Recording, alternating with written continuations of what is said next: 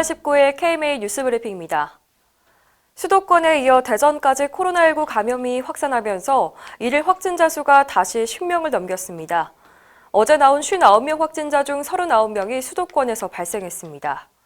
서울 도봉구에 있는 노인 요양시설에서 하루 새 11명이 확진 판정을 받았고 서울 교대역의 한 어학원 강사 1명이 확진됐습니다. 정부 서울청사에 확진자가 다녀가서 본관 구내식당 운영이 중단되기도 했습니다. 대전에서는 첫 환자가 나온 지 사흘 만에 25명으로 늘었는데요. 방문 판매 업체 한 곳은 운영자가 신천지 신도로 밝혀졌습니다.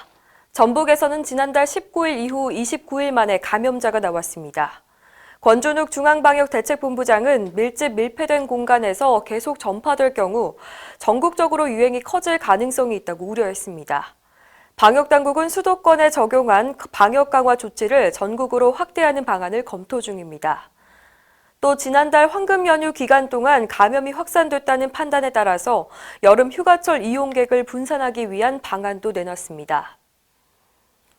휴가철 대책은 우선 해수욕장 예약제입니다.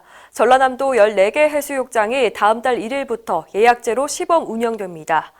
다른 해수욕장들은 붐비는 정도에 따라서 빨강과 노랑, 녹색으로 표시하는 신호등 서비스가 도입됩니다. 가려고 하는 해수욕장에 사람이 얼마나 많은지 인터넷으로 먼저 확인하고 이용하라는 겁니다. 해운대와 경포대 등 대형 해수욕장에서는 파라솔 이용자의 개인정보를 기록하도록 해서 확진자가 나오면 신속하게 접촉자를 파악할 계획입니다. 서울의 한강 수영장 8개 중에 5곳은 올해 개장하지 않기로 했습니다. 한편 취업포털 잉크루트가 직장인 866명을 대상으로 조사한 결과 여름 휴가 계획이 있다는 사람은 26.8%에 그쳤습니다. 작년 조사와 비교해봤을 때 3분의 2나 감소했습니다. 코로나19 사태 이후 우리 국민 대부분이 의료인에 대한 긍정적인 인식이 생긴 것으로 나타났습니다. 국립중앙의료원이 전국 성인 남녀 1,000명을 대상으로 조사한 결과 이번 코로나19 사태를 겪으면서 의료인에 대한 인식에 긍정적인 변화가 있었다는 응답이 79.4%에 달했습니다. 이 중에서도 매우 긍정적으로 바뀌었다는 답변은 25.1%였습니다. 이번 조사에서 국민의 40.4%는 코로나19 발생 이후 의료기관 방문을 중단한 것으로 나타났는데요. 주된 이유는 감염에 대한 우려가 52.9%로 가장 많았습니다. 이 밖에 의료 서비스가 공적 자원이라는 생각에 동의하는 비율은 코로나19 발생 전에 22.2%에 불과했지만 발생 후에는 67.4%로 크게 증가했습니다.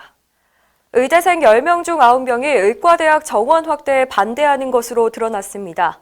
대한의과대학 의학전문대학원 학생협회가 최근 전국의대생 4,058명을 대상으로 조사한 결과 68%가 현재 의대 정원이 적절하다, 29%는 정원이 너무 많아서 줄여야 한다고 답했습니다.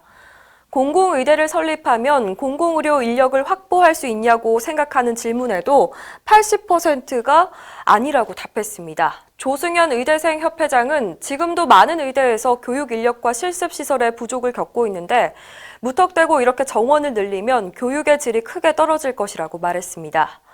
또 공공의료, 무상의료로 유명한 유럽의 많은 국가들이 코로나19로 크게 고통받는 걸 보면 감염병 사태는 공공의료의 문제가 아니라고 강조했습니다.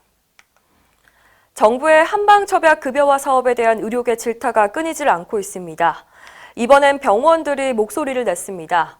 전국 1,600여 명의 중소형 병원장들이 모인 대한지역병원협의회는 어제 성명을 통해서 안정성과 유효성을 입증하지 못한 첩약급여화 시범 사업을 당장 중단하고 코로나19 사태에 집중하라고 정부를 질타했습니다. 또 첩약급여화 사업이 국민의 생명과 건강을 담보로 인체실험하는 것이라며 책임자 문책도 요구했는데요. 건강보험료가 낭비될 게 뻔한데도 국민 동의 없이 강행하는 것은 직무유기라고 꼬집었습니다. 이상으로 뉴스브리핑을 마칩니다. 자세한 사항은 의협신문을 참고하시길 바랍니다.